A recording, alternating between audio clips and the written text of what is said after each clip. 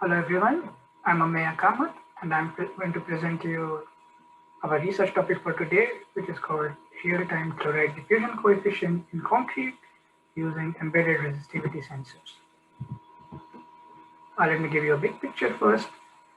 In the past, for concrete durability, we had a prescriptive approach. Later on, we focused on a more reliable performance-based approach. And now, with the advent of sensor technology, wireless transmission, uh, Internet of Things, we can move a step further on a monitoring-based approach, and this can help us in formulating strategies for predictive maintenance. In this paper, we specifically focus on transport properties and the diffusion coefficient, and we do so with the help of sensors. We embed wireless sensors in concrete, and what we measure is actually the electrical resistivity. We do this on lab specimens, as well as we also did this on a real structure, it was our case study. And from the electrical resistivity, we measure the diffusion coefficient indirectly. In the literature, the time-dependent diffusion coefficient is modeled using these kind of equations, which are the theoretical curves, and we compare the results from our sensor with these theoretical curves to validate our sensors. And finally, we provide a methodology in which we can integrate the sensor data with the existing chloride ingress models. Our sensor is based on the multi-ring electrodes, and it's a resistivity-based sensor. The sensor is cast in situ, and it measures electrical resistivity over cover depth on 3 different points, as you can see here in the cross section. The sensor is wireless, and the battery is optimized to run for 30 years, which is a long time. What we do is we use a correlation from Duracrete to convert the electrical resistivity to diffusion coefficient. For the lab tests, we chose 3 different types of mix designs, and we embedded the sensor right during the casting process. The last one, or the fourth one you see, is actually the mix design from our case study, where we got an opportunity to embed some sensors in a bridge that was being built in Mönchengladbach, Germany. On 28th day, we performed rapid chloride migration test to evaluate the diffusion coefficient, and we adopted the aging coefficient from the literature. We use this data to calculate our theoretical curve. And of course, we compare this theoretical curve with the sensor measurements. These are our results. On the left, you see the results are from the lab. The dotted line represents the theoretical or the idealized curve given by this equation, whereas the discrete triangles are the sensor measurements.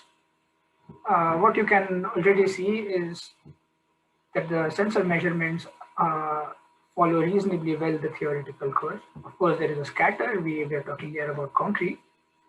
But in spite of having different mixes and different types of cement, overall the trend is reasonable.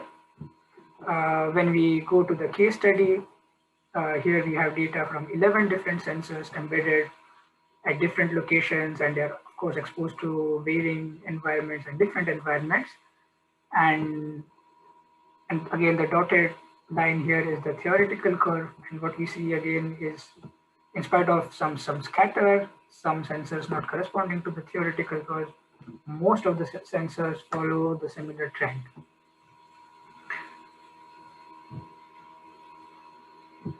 Of course, now we have the data from that we have the diffusion coefficient from the sensors, and now how do we combine this with chloride ingress model? What do we do with it? So first we look into the most basic model, which is based on the Fick's second law, where the diffusion coefficient is assumed to be constant, and this is the well-known solution to it. Since the diffusion coefficient is constant, Of course, the result, we know that the diffusion coefficient in reality is a time dependent parameter and it decreases with time. And if it is constant, we would not be able to monitor that. So it is not suitable for monitoring. So we go on to look at the Dirac model, where the diffusion coefficient is a time dependent parameter. However, the same solution is taken and the constant D is replaced just with a diffusion coefficient constant and it is compensated with an empirical factor. Uh, this leads to some kind of a mathematical inconsistency. I will give you an example and I will elaborate more on it in the coming slides. But because of this mathematical inconsistency, what happens is that the diffusion coefficient gets averaged over time. And if it gets averaged over time, then it is not suitable for monitoring, where we require that certain level of accuracy is followed in the model.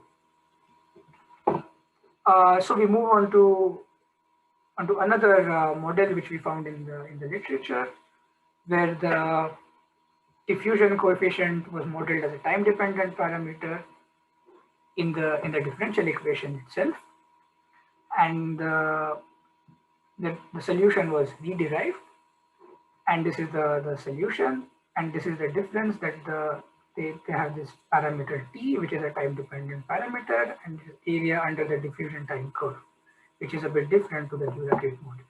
But what this model does, it captures the time dependence of d, and that makes it suitable for monitoring. And as a result, we have chosen this model as the basis of our study.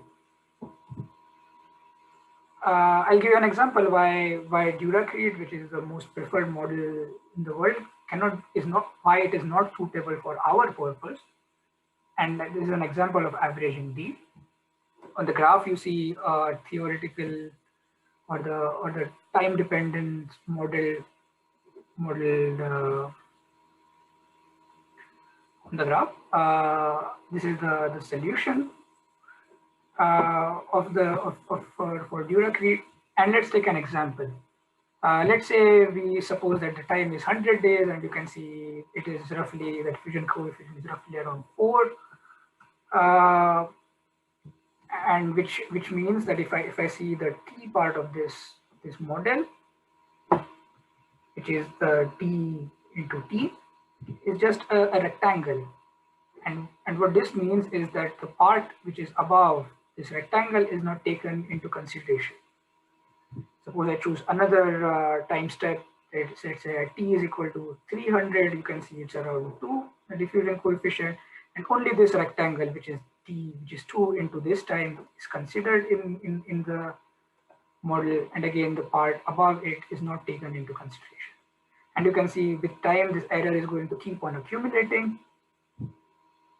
And since D is getting averaged here using the rectangle instead of following the area under the curve, this kind of an approach may not be suitable for using with sensors, because the whole purpose of monitoring is then lost if you average the diffusion coefficient.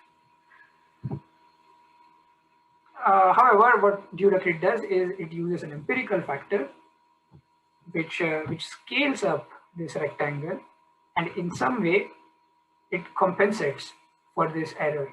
However, the mathematical inconsistency that lies in the differential equation itself has not been taken into account.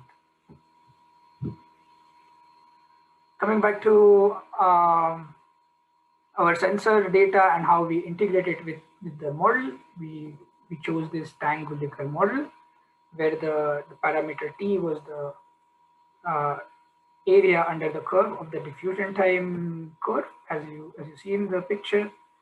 Of course, in the analytical solution, this is a continuous curve, but for our sensors, what we measure are some discrete points, and as a result, we approximate this area under the curve using numerical integration.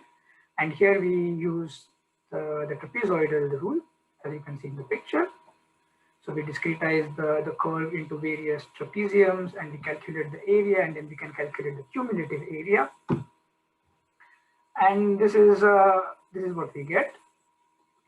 The red line here is the analytical solution, and the blue line, the dotted line with these discrete points are our sensor measurements. And of course, there is um, some kind of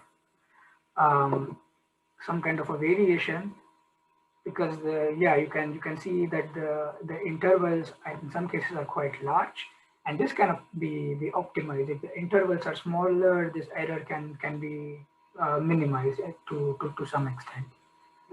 What you also see is if you use the Dirac model without the empirical factor, which is key thought, the model will seriously underestimate. But with the help of this empirical factor, some kind of a compensation is provided with the model, and then it corresponds to the other analytical solutions as well.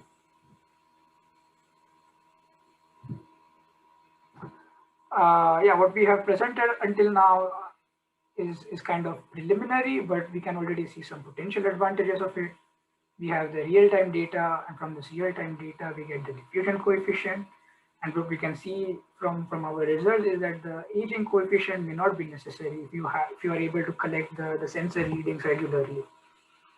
The current Dirac approach or the current modeling approach extrapolates the diffusion coefficient based on one data point and based on certain environmental conditions.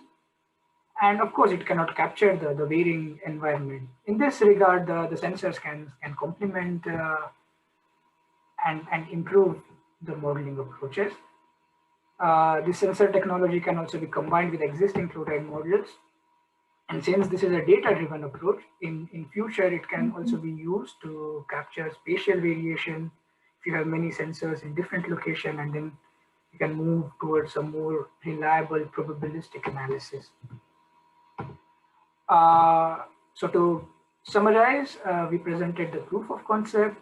We showed that using real-time resistivity measurements, we can monitor the diffusion coefficient indirectly. The lab experimental results as well as our case study result correspond reasonably well with theoretical models.